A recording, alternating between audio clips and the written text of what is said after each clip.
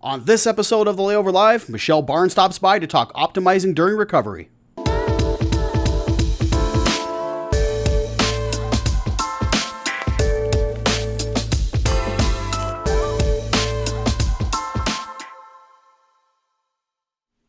Hello, everyone, and welcome to episode 123 of the Layover Live, where we bring you the top article from the Layover each week. I'm Jason Swick, VP of Digital Marketing, joined by one of our very own today, Michelle Barnes, Senior CRO Analyst. So, Michelle, welcome to the show.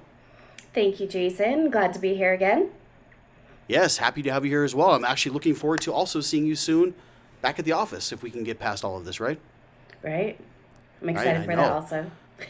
Well, again, hey, so happy to have you on. If you're here, we're talking CRO, and CRO is probably one of the most impactful marketing activities you're probably not even doing out there. So CRO stands for conversion rate optimization, and it's the main purpose is to get more visitors on your website doing the things that you want them to do, completing those desired actions. Now, there are a ton of other benefits to CRO, things like driving more money to your site, getting more traffic to your site, lowering your advertising cost, a million other things. But we'll get into those in a second. So with this recent pandemic, it's important to let new travelers' behaviors guide your strategy. The traveler's path to purchase is going to evolve, and savvy destination marketers should really start to think about all of these interactions with their travelers and let that new behavior be their guide in this new normal. Now, bookings and arrivals are certainly important, and CRO can absolutely help with that. But even before that, re-engaging these travelers in a meaningful way and build relationships and trust over time should be a top priority for any marketer that's out there as we start to turn things back on.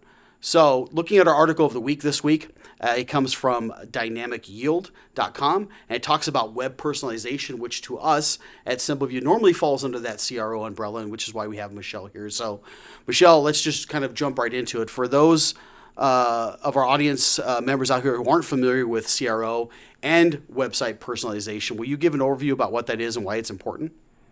Yeah, definitely. That's a great question to get us started. So basically, CRO in its roots is optimizing your website and the user experience in a way that first allows the visitor to complete the action that they need to on your site in terms of, for demo, that's research, planning, booking, but it also clearly guides them to the actions that you want them to complete on the website. So things such as engagement, leads, partner referrals, and sales. So this can be done with many methods on the website, such as visual placement, hierarchy, colors, calls to action, and more.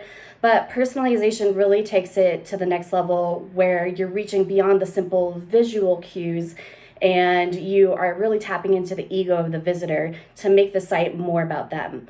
So this can be done on multiple levels of optimizing for personalization, but basically every visitor that comes to your website unloads a bunch of information or really tells you about them. It tells you where they're coming from, what is their location when they're visiting their website, whether they've been to your website before or not, and then really what is their behavior once they're on their website. So what type of content are they viewing and looking at?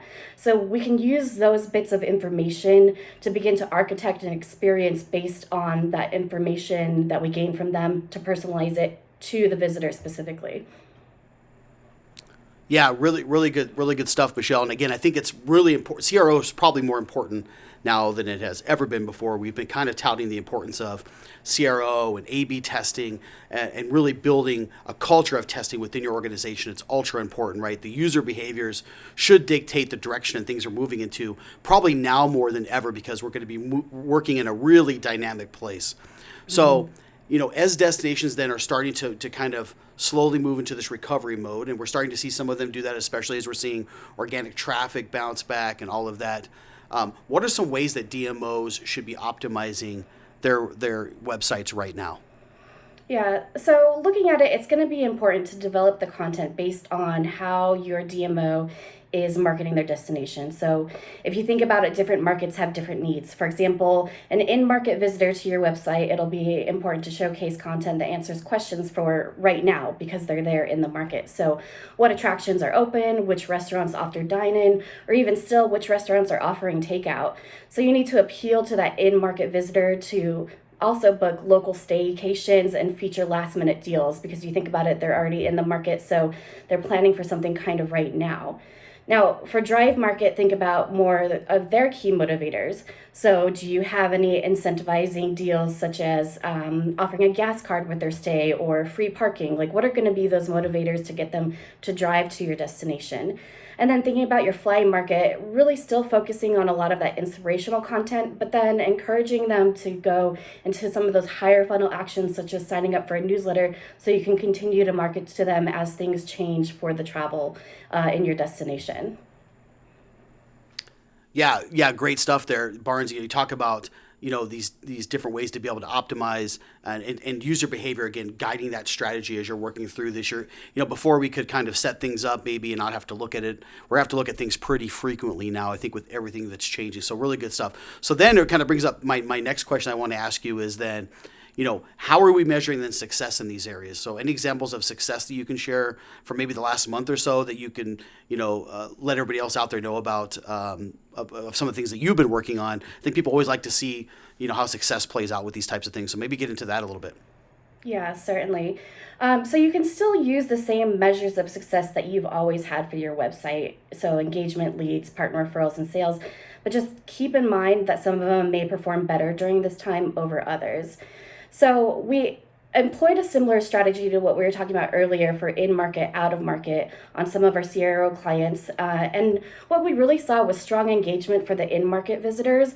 And for the out-of-market, where we're pushing more of this lead approach, trying to remarket to them later, we saw anything from a 30% to 150% increase in e-newsletter setups on those client websites. So really by focusing on their needs for the moment and also your needs as a destination and combining those two, you can really get an optimized, personalized experience that works out for the both of you. Yeah, really, really, really good stuff there, Barnes. I like, the idea of, some things may be more important than others. It's a great way to look at it. So, we always like to leave with advice, right, for DMOs out there, as they've gotten pulled in many directions, some are even short staffed, so they might even be asking themselves, how can I optimize my website? So, what advice do you have for DMOs that may be then struggling with optimizing their websites right now? So any, last words of wisdom that you want to leave everybody out there? Yeah. So, taking on personalization, it does have a lot of factors and it does require time to build those. But if you're unable to take on the full personalization strategy, the most important thing is to remember to still have the information available. So maybe you can't create a dynamic experience on your homepage to serve that relevant content, but still have all of that content front and center for your visitor to see. And they'll just use their normal patterns of browsing to then find that information. The important thing is getting it out in front of them so they can see it and interact with it. And then really just think of your visitor first and what they're most likely looking for. Then put yourself in their shoes to kind of determine what is the information that you should be presenting and how you should present it on the website. Yeah, really, really good stuff, Michelle. Great advice. I appreciate you coming in and sharing that. CRO, as I said, is very, very important. It's probably that, most impactful marketing activity that I feel like a lot of DMOs still, aren't doing too much of. If you're driving any type of website engagement metrics that are important to you as a DMO or pushing traffic to your website, you've got to know what those users are doing and be optimizing for that user experience. And CRO is the best way to do that now, so more than ever with everything that's happening in the space. So Michelle, thanks for coming on and sharing those insights with us. Yeah, thanks for having me. You bet. And thanks for tuning in each and every week. If you're not subscribed, please do so now just by hitting the button below. Otherwise, check us out on our podcast as well on Spotify and iTunes. So thanks for tuning in. We'll see you next time and have a great day, everyone.